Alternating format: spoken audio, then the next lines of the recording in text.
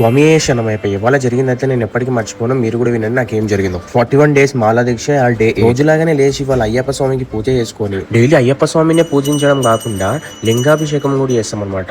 ఈ లింగం ఏం లింగమో తెలుసా కమెంట్ చేయండి. పూజలన్నీ అయిపోయినాక దగ్గరలో ఉన్న అయ్యప్ప స్వామి టెంపుల్ కి వెళ్ళిన అనమాట. అక్కడికి వెళ్ళిన తర్వాత నాకు ఏం జరిగిందంటే ఒక సబ్స్క్రైబర్ కలిసింది అనమాట. సబ్స్క్రైబర్ అంటే చిన్న మణికంఠ స్వామి. స్వామి నువ్వు యూట్యూబ్ లో వీడియో తీస్తావు కదా అని అడిగిండు. అవును స్వామి అని అన్న. దాని తర్వాత అయ్యప్ప స్వామిని దర్శనం చేసుకుని మళ్ళీ రిటర్న్ అయితే అయిపోయింది. వడి చేసుకున్నాను అనమాట. వడి చేసుకున్న తర్వాత నా ప్రయాణం అయితే స్టార్ట్ అయింది. నా ప్రయాణం వచ్చేసి 80 kilometers దూరంలో ఉందన్నమాట నేను ఉన్న ప్లేస్ నుంచి. మొత్తానికి అక్కడ పని అయిపోవడానికి నాకు 2 అయితే అయింది.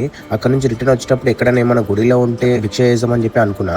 కానీ ఏ గుడికి వెళ్ళినా సరే అయ్యప్ప స్వామి టెంపుల్ అన్ని క్లోజ్ ఉన్నాయి. మొత్తానికి భిక్ష అయితే ఇలా మిస్ అయిపోయింది. పళ్ళతోనే ఉండిపోయినాము. అలా అని చెప్పి ముంగడికి వెళ్ళి ఒక షాప్ కి వెళ్ళి వాటర్ బాటిల్ తీసుకుంటే ఆ స్వామి పైసలు తీసుకోకుండా వాటర్ బాటిల్ అయితే ఇచ్చిండు ఫ్రీగా. సాయంత్రం కాగానే స్వామిలు పిలిచారు అనమాట. స్వామి మా దగ్గర పడైతుంది వచ్చి తినిపోండి అని చెప్పేసి అక్కడికి వెళ్ళి స్వామిలతో అందరం కలిసి తిన్నాము. నేను ఎందుకు మర్చిపోలేను అన్న అంటే నా యూట్యూబ్ ఛానల్ కూడా ఫ్యాన్స్ ఉన్నారా అని.